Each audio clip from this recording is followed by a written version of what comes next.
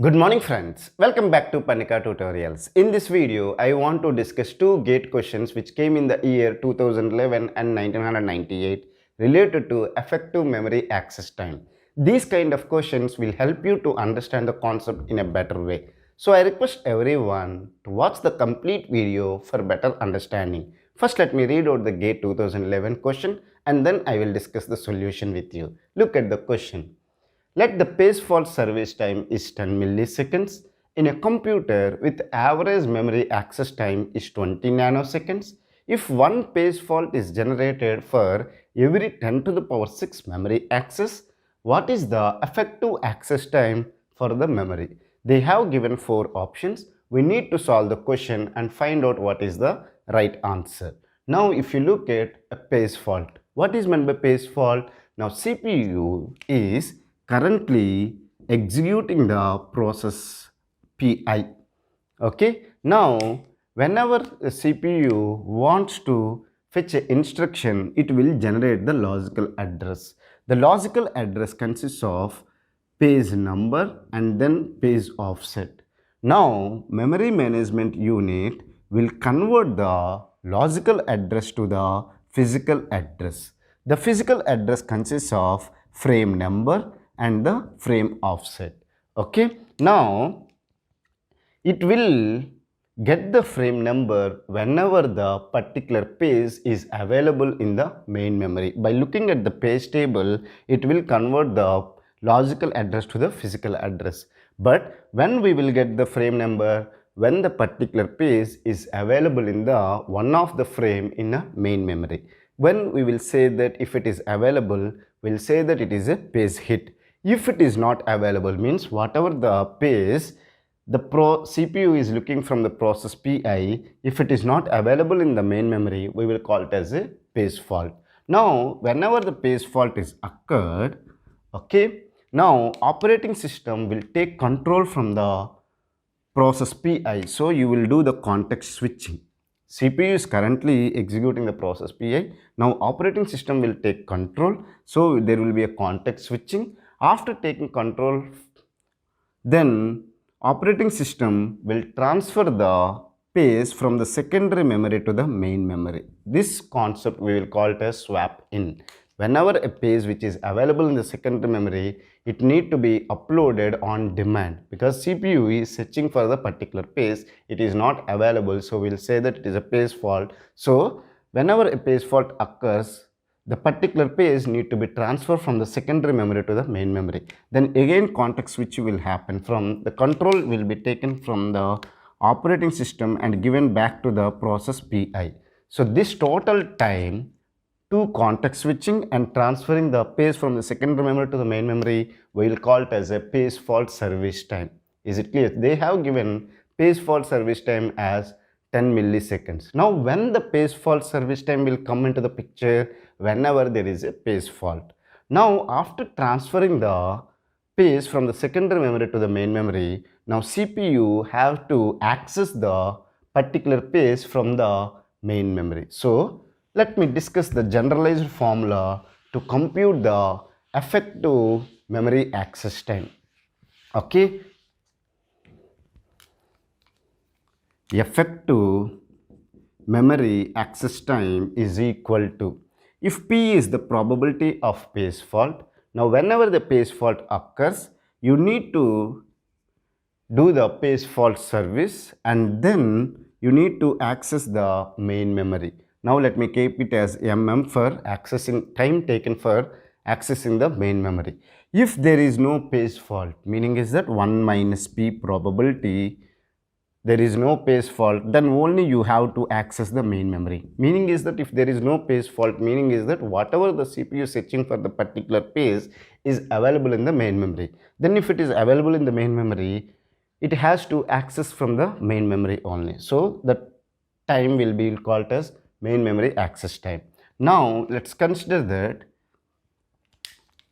P into PS. If I simplify this one, it will be P into PS plus P into plus minus P into Am I right or wrong? Now this one and this one we can cancel it. So this one we can say that P into page fault service time plus main memory access time. Is it clear? Are you able to understand? We can simplify this formula. Effective memory access time is equal to P, where P is the page fault, okay, into page fault service time plus main memory access time. Now with this formula, let me solve this question for you. So what is the formula? See, you no need to remember. You can derive like this also. So P into PS plus main memory access time. Now look at the question. The page fault service time, they have given the page fault service time as 10 milliseconds. Okay, plus they have even given the memory access time, which is the main memory access time, which is 20 nanoseconds. Okay, now if page fault is generated for every 10 to the power 6 memory access, meaning is that if you access memory for 10 to the power 6 times, you will get one page fault. So what is the probability of page fault? 1 by 10 to the power 6. So here P value is 1 by 10 to the power 6. So 1 by 10 to the power 6 into 10 milliseconds plus 20 nanoseconds. So which is nothing but 10 nanoseconds plus 20 nanoseconds, which is equal to 30 nanoseconds. So the effective memory access time in this scenario is 30 nanoseconds, which is option B. So option B is the correct answer for this question. I hope it is very clear for you. Now let me discuss the GATE 1998 question. If an instruction takes I microseconds and a page fault takes a j microseconds, page fault means page fault service time. Is it clear? The effective instruction time if on the page fault occurs for every k instructions. Now what they are telling, on an average for every k instruction there will be one page fault. So they are talking here. Now if you look at here, the page fault P is 1 by k. Look at here.